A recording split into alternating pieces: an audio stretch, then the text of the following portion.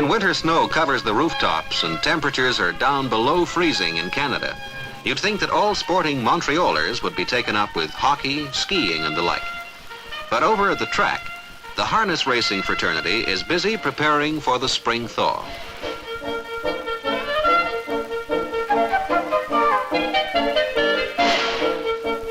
The winter training scheme in progress at Montreal's Blue Bonnets Raceway is part of a new plan to keep the ponies at home over the slack season. In past years, most owners would ship them off to more temperate climate for the winter. The horses may have preferred things just as they were, but the owners find it works out more economically this way.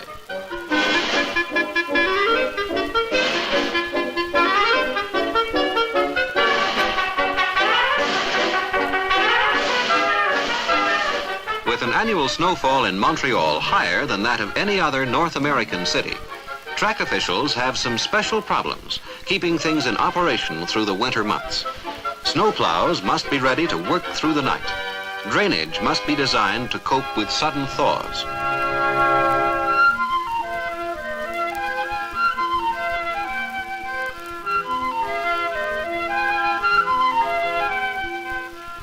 New fireproof and heated stables near the track can accommodate 450 horses at a comfortable 65 degrees Fahrenheit. Repair shops for sulkies and harness are also kept open the year around.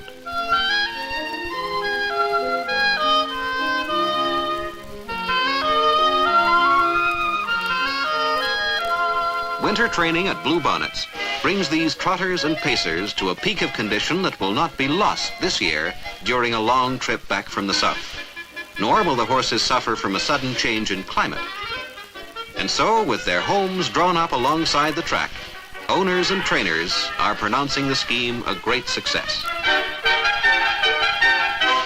A new victory over the snow as horses winter in Canada for the harness racing crowds of the spring.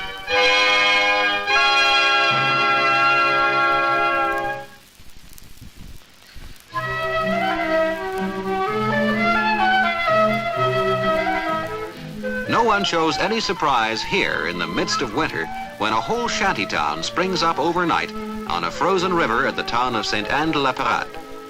Even the sight of cabins making their way to join the settlement on ice attracts no attention. It's all part of the annual Quebec Winter Carnival. Each cottage sits squarely over a large hole cut in the ice, through which the occupants are supposed to catch fish.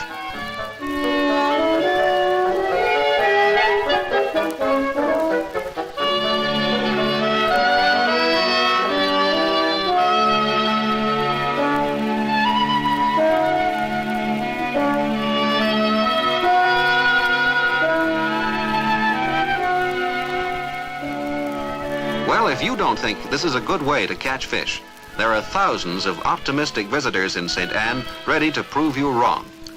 Bits of pork liver serve as bait, and the lines dangle from the ceiling through a hole in the floor. If the matchstick starts moving, you've got a bite.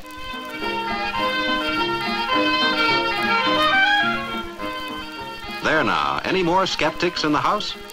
You can also fish out of doors if you prefer the fresh air. But outdoors or in, the fishing is fabulous.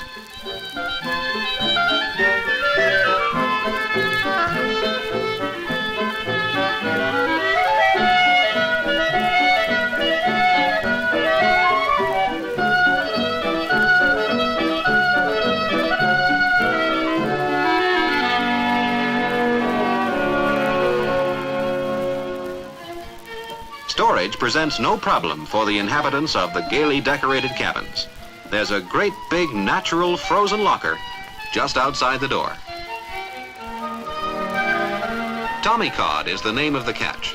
It's a saltwater fish of the cod family that comes in with the tide from the St. Lawrence River. Those who don't want to catch it themselves can buy it from the fishermen or eat their fill of it in one of the local restaurants.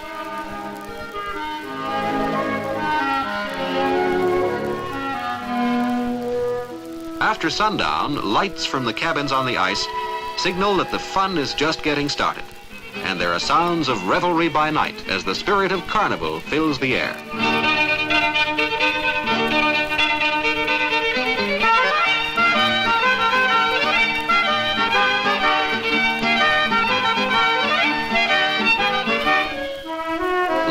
residents and visitors, led on by the antics of gay carnival figures, join in the dancing and general merriment. And the off-season activities for amateur fishermen go on for weeks as the town of Sainte-Anne-de-la-Parade joins in the Winter Carnival of Quebec.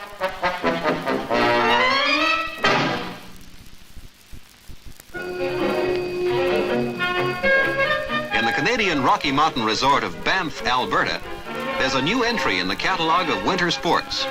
It is called Sculf. And to play it, you need a ball and a golf club, a pair of skis, and a sense of humor.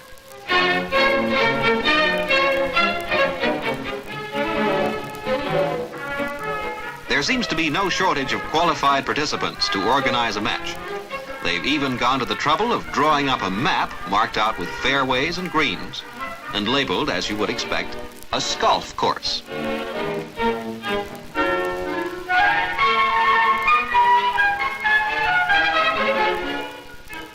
They tee off at the top of the hill and play their way down the 9-hole course without worrying about going in the rough or replacing the divots.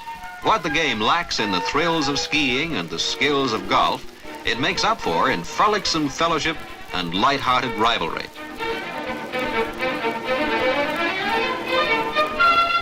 Par for the course hasn't yet been established, but the competitor who plays through the 9 holes in the shortest time is considered the winner. The cup and the ball are extra large to make things easier, but it's still awfully difficult to keep your eye on the object with a pair of skis and a powder snow fairway.